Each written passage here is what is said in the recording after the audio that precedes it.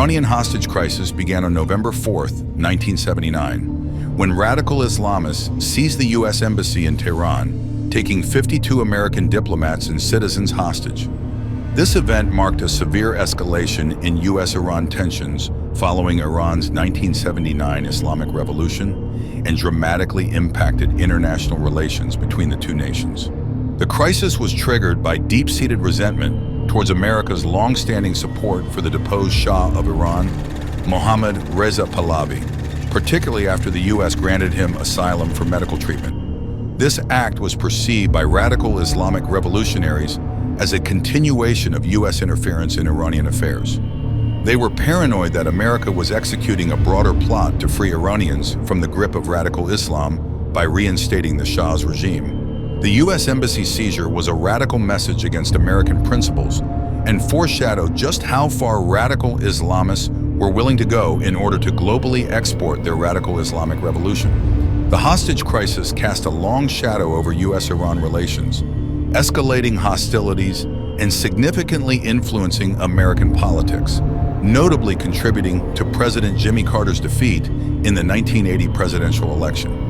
Internationally, it highlighted the newly established Islamic Republic as one of the most radically anti-America regimes in the world, becoming a pivotal moment in the consolidation and exportation of the Iranian Revolution. After 444 grueling days, the crisis concluded on January 20, 1981, with the hostages' release coinciding minutely with Ronald Reagan's presidential inauguration, following negotiations facilitated by Algeria. This resolution includes the unfreezing of Iranian assets and a non-interference agreement from the U.S. regarding Iranian internal affairs.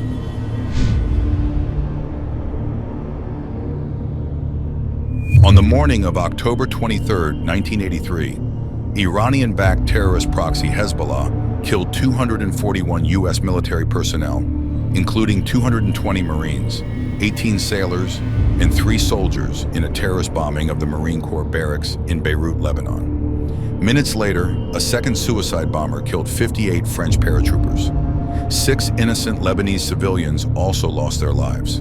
The abhorrent and shocking attack on the Beirut barracks remains to this day the single deadliest day for the U.S. Marine Corps since the Battle of Iwo Jima. The group Islamic Jihad organization, believed to be connected to Hezbollah, claimed responsibility. Evidence suggested that these attacks were orchestrated at Iran's behest, part of the regime's broader strategy to exert influence in the region and push the West out of Lebanon. Declassified intelligence later revealed that Iran had in fact directed Hezbollah to, quote, take spectacular action against the United States Marines. This showcased Iran's hands-on role in a historic maiming of U.S. troops. The attacks not only led to the rapid withdrawal of the multinational force from Lebanon, but also demonstrated Iran's capacity to significantly impact U.S. military presence and morale in the Middle East. The repercussions of these bombings echoed across decades, influencing U.S. military strategies and perceptions of Iran as a sponsor of state terrorism.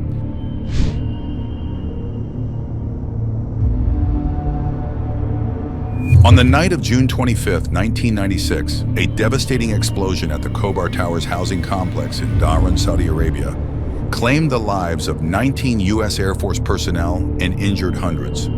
This attack again highlighted the persistent vulnerabilities of American troops as radical Islamic terrorists ran rogue around the world. A fuel truck packed with explosives was detonated near the housing complex, which at the time hosted coalition forces involved in Operation Southern Watch.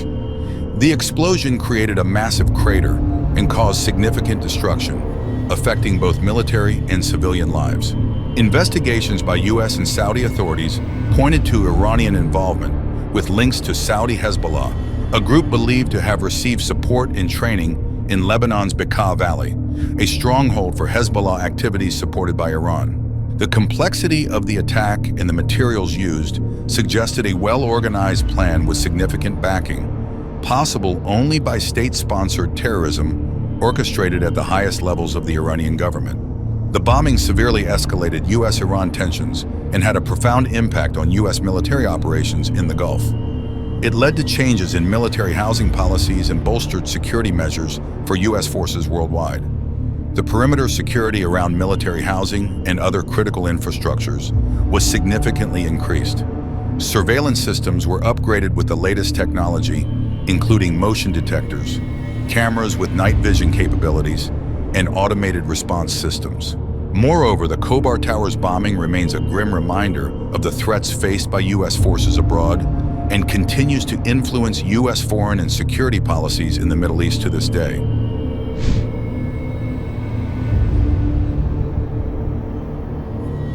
Throughout the 2000s, attacks orchestrated by Iranian proxies, such as Kataib Hezbollah and others, targeted American and British forces.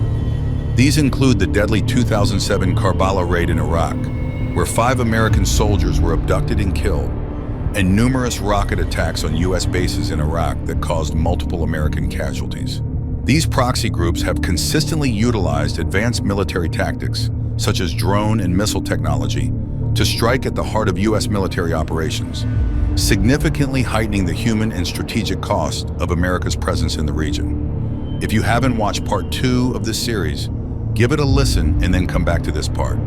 In part 2, we talk about everything you need to know about Iran's terrorist proxies and its axis of evil. In October 2011, U.S. authorities uncovered a plot backed by the Iranian Quds Force to assassinate Adel al-Jubeir, the Saudi ambassador to the United States, using a bomb at a Washington, D.C. restaurant. The plan involved an Iranian-American, Mansour Arbabsiar, who was arrested and confessed to being recruited by Iranian military officials. The plot not only strained U.S.-Iran relations, but also exposed the global span of Iran's covert operations, shattering international law and diplomatic norms.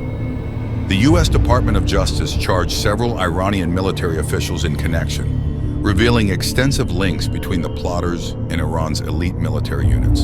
The assassination attempt and various proxy attacks illustrate Iran's strategic use of asymmetrical warfare to influence regional politics and deter Western intervention. These actions seek to project power and provoke instability while maintaining plausible deniability.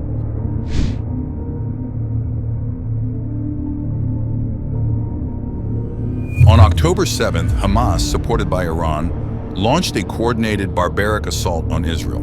The attack began just before dawn, involving over 4,000 rockets fired across Israeli cities, breaches by barbaric Hamas terrorists into residential areas, and attacks at public gatherings, including a bloody massacre at the Nova Music Festival. The assault resulted in over 1,400 deaths, extensive property damage, and deep national and international trauma.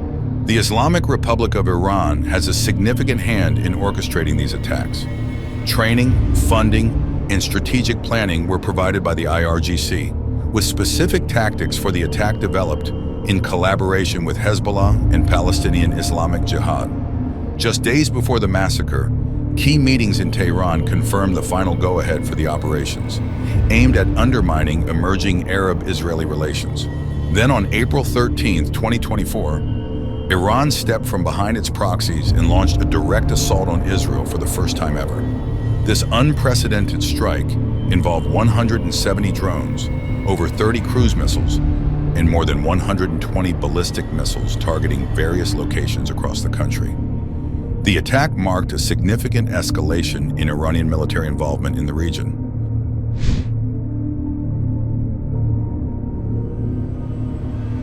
As we conclude our exploration of Iran's strategy to export its radical Islamic revolution, a clear pattern emerges.